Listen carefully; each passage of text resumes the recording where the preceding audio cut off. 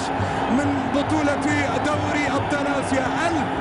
ألف مبروك لكل الهلاليين الانتصار والوصول إلى دور ال 16 من بطولة دوري أبطال آسيا، وحظا أوفر لسبهان الإيراني في البطولات المقبلة. مشاهدينا الكرام متابعينا في كل مكان، سعدت بصحبتكم وإلى نلقاكم في مناسبات قادمة. أما الآن فإلى الزميل العزيز عبد العزيز البكر. مبروك عبد العزيز.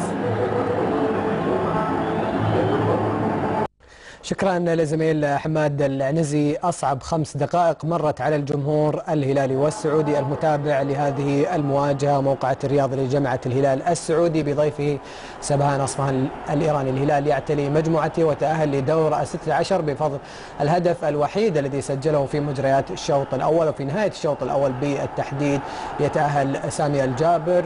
ونشاهد ربما الأجواء المشحونة الآن بعد نهاية هذه المباراة بين أفراد الفريقين، وربما مطالبة فريق سبهان أصفهان بأمور لحكم المباراة، ولكن الفريق الهلالي يتحدث أيضا ربما عن تجاوزات طرأت بعد نهاية المباراة، والكابتن سامي الجابر يطالب حكم المباراة بتدوين بعض الملاحظات التي طرأت بعد نهاية المباراة. ونشاهد هي الأجواء، وهي طبعا الحزن الكبير بالنسبة لسبهان أصفهان الإيراني دفعهم لمثل هذه التصرفات، ولكن تبقى الفرحة العارمة بهذا الحضور الجماهيري الكبير الهلالي الذي دعم فريقه للوصول لدور 16 بفضل الهدف الوحيد الذي سجله ناصر الشمراني. أيضا في المباراة الثانية في استاد جاسم بن حمد وصل فريق السد القطري بعد انتصاره على فريق الأهلي بهدفين مقابل هدف واحد. ألف مبروك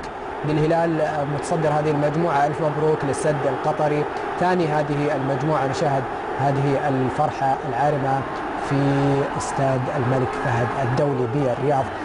كنا نقول أنها 5 دقائق صعبة على الجمهور الهلالي التي أضافها حكم المباراة.